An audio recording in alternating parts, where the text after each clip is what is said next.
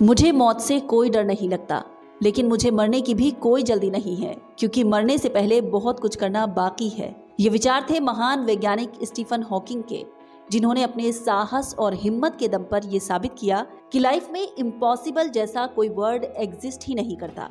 इनका शरीर पूरी तरह से बेजान था, मगर अपने हौसलों के दम पर इन्होंने ये साबित किया कि कोई इंसान शरीर से तो विकलांग हो सकता है, पर दिमाग से नहीं। स्टीफन हॉकिंग का जन्म 8 जनवरी 1942 को ऑक्सफोर्ड, इंग्लैंड में हुआ था। ऑक्सफोर्ड में जन्मे हॉकिंस के जन्म से एक बहुत बड़ा संयोग जुड़ा है। जिस दिन ग्रेट साइंटिस्ट गैलीलियो गैली की मृत्यु हुई थी, उसके पूरे 300 साल बाद यानी कि 8 जनवरी 1942 को स्टीफन हॉकिंग का जन्म हुआ।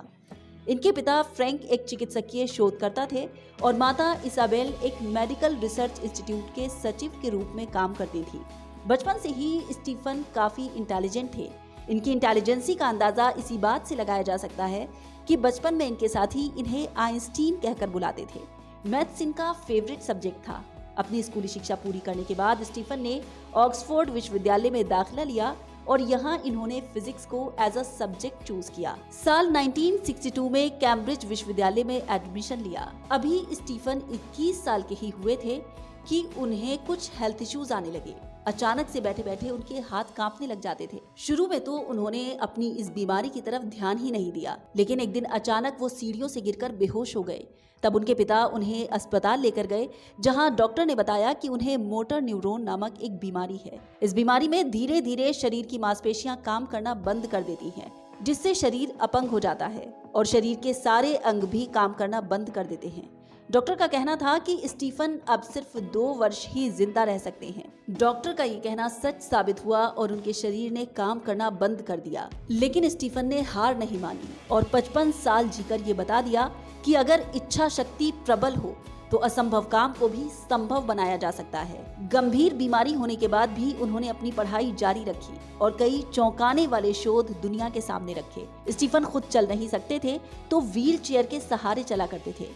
एक बेहद ही आधुनिक कंप्यूटर सिस्टम के जरिए पूरी दुनिया से जुड़ते थे। मस्तिष्क को छोड़कर इनके शरीर का कोई भी भाग पूरी क्षमता से काम नहीं कर पाता था, इसलिए वो हमेशा एक विशेष प्रकार की व्हीलचेयर पर कंप्यूटर और अन्य गैजेट्स के जरिए अपने विचार रखते थे। आपको ये जानकर हैरानी होगी कि स्टीफन हॉकिंग की आवाज सीधे उनके मुंह से नहीं, बल्कि उनके व्हीलचेयर पर लगे कंप्यूटर के स्पीच सिंथेसाइजर से सुनाई देती थी। लगातार मौत को मात देते हुए उन्होंने ब्रह्मांड की रचना, ब्लैक होल और बिग बैंग जैसे कई सिद्धांतों में एक अहम योगदान दिया। साल 1988 में उनकी book a brief history of time प्रकाशित हुई।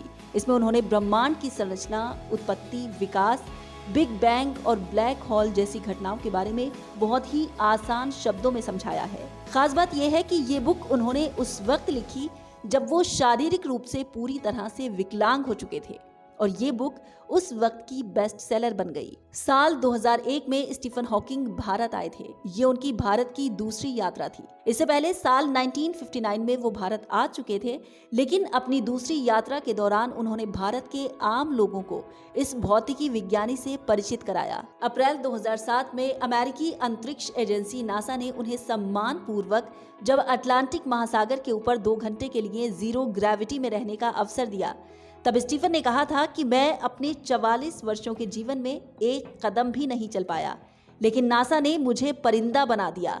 अगर मैं उड़ पाता तो बहुत दूर चला जाता। अपनी अनूठी इच्छा शक्ति और चुनौतियों को स्वीकार करने की मिसाल पेश करने वाले स्टीफन हॉकिंग अपने साहस के लिए हमेशा जाने जाएंगे, जिन्होंने अपने साहस के बल पर यह साबित किया कि मृत्यु निश्चित है, लेकिन ये हम पर निर्भर करता है कि जीवन और मृत्यु के बीच अपनी जिंदगी को क्या दिशा दें। खुद को मुश्किलों से घिरा देखकर हार मान लें या लाइफ की इन चुनौतियों को स्वीकार करते हुए अपने सपनों को पूरा करें। अपनी शारीरिक अक्षमता को दरकिनार करते हुए उन्होंने इस दुनिया को बता दिया कि अगर इंसान की इच्छा शक्ति मजबूत है तो वो बहुत कुछ हासिल कर सकता है। उनके जीवन की सबसे बड़ी उपलब्धि यही रही कि आज दुनिया स्टीफन हॉकिंग को उनके शुरुआती 21 वर्षों की वजह से नहीं, बल्कि बाद के 55 उपलब्धिपूर्ण वर्षों की वजह से जानती है। दोस्तों, ये थे स्टीफन हॉकिंग, जिनकी कहानी आज मैंने आपके साथ शेयर की है। मैं ये स्टोरीज लेकर आती हूँ आपका मनोबल बढ़ाने के लिए। आप भी मेरा मनोबल बढ़ा सकते हैं। इस वीडियो को लाइक करके और मेरे चैनल को सब्सक्राइब करके। मिलूंगी आपसे अगले वीडियो में, तब तक के लिए हंसते रहिए, मुस्कुराते रहिए।